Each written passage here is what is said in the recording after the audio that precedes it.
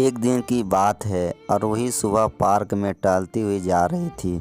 तभी उसे एक रोती हुई बच्ची मिली।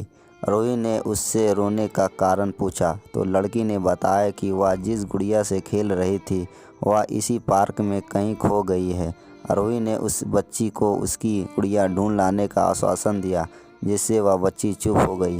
आरोही ने गुड़िया ढूंढने के लिए समय मांगी और फिर दूसरे दिन गुड़िया लाने का वादा करके वहाँ से चली गई।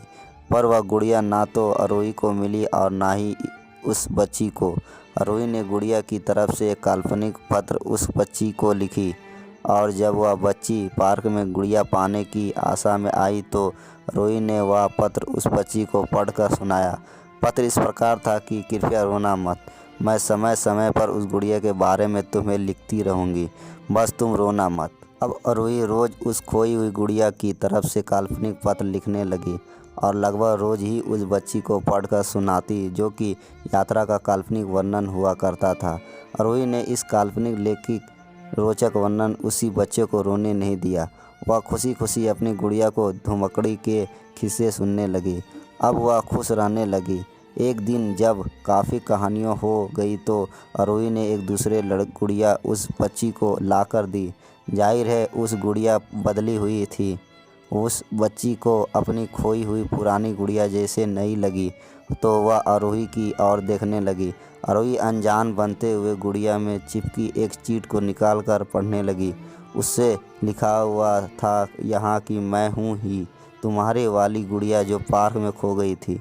दुनिया भर की लंबी यात्रा की वजह से मैं थोड़ी बदल गई हूँ। बच्ची को इस गुड़िया और आरोही पर विश्वास हो गया। वह गुड़िया लेकर घर चली गई। वर्ष बाद जब वह बच्ची बड़ी हो गई तो एक दिन वह अपनी अलमारी में कुछ ढूंढ रही थी तो उसका ध्यान उस गुड़िया पर आ गया जो आरोही ने उस दिन बचपन की बातें याद कर कर वह हंसने लगी। उसे सब समझ में आ चुका था कि आरोही ने कैसे उसका मन रखा। उसे उस गुड़िया पर फिर प्यार आने लगा। वह उसे बड़े गौर से देखने लगी। तभी उसकी नज़र गुड़िया की फ्रॉक की आस्तीन में छुपे एक छोटे से पत्र पे गई।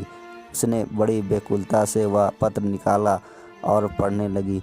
पत्र में संक्षेप में यह लिखा हुआ था, हर वह चीज़ जिससे तुम प्यार करती हो कभी न कभी तुमसे खोई जिएंगी और जो तुम्हारे पास होगी वह तुम्हारे लिए सच्चे रूप में बनी होगी।